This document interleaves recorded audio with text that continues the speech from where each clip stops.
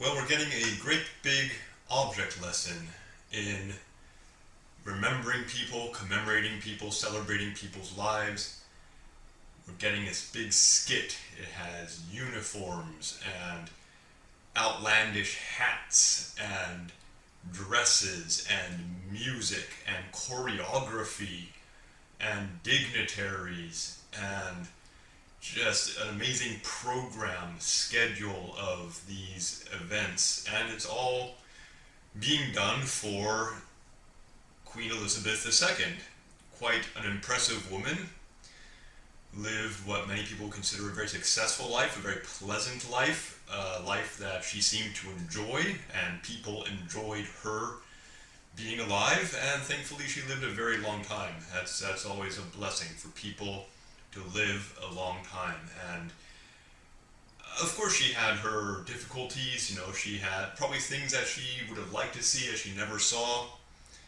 She lost people, there were tough things. That's life for everyone.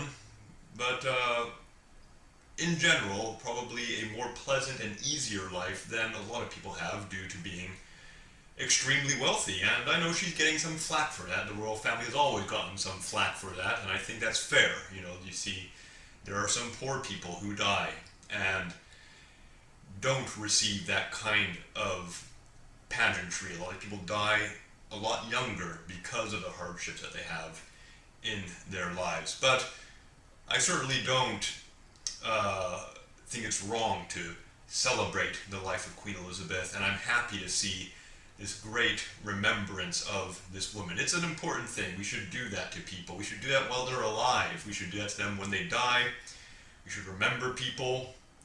We don't really need to move on from people dying. It's nothing.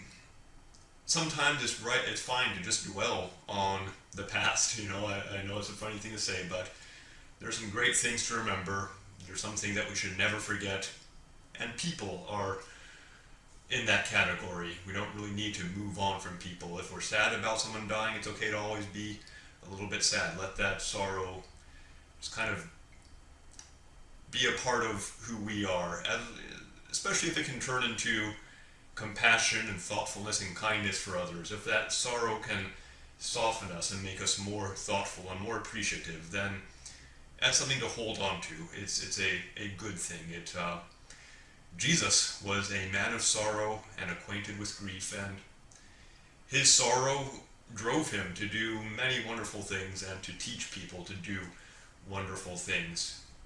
Jesus actually taught us a bit about commemorating people, remembering people. He had his disciples do a little ceremony with him. He says, this is going to be how you will remember me. You will celebrate, remember my death until I come back.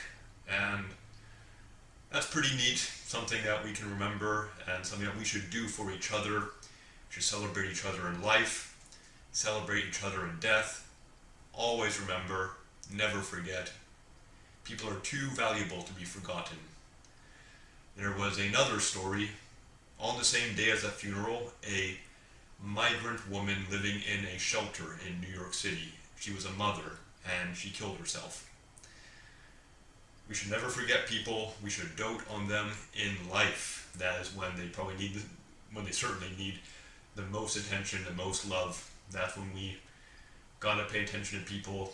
And when they die, we should remember them too, and not forget about them. No point in forgetting. There's just a lot of beauty in the world, a lot of things to be remembered. It's okay to miss things, it's okay to miss people.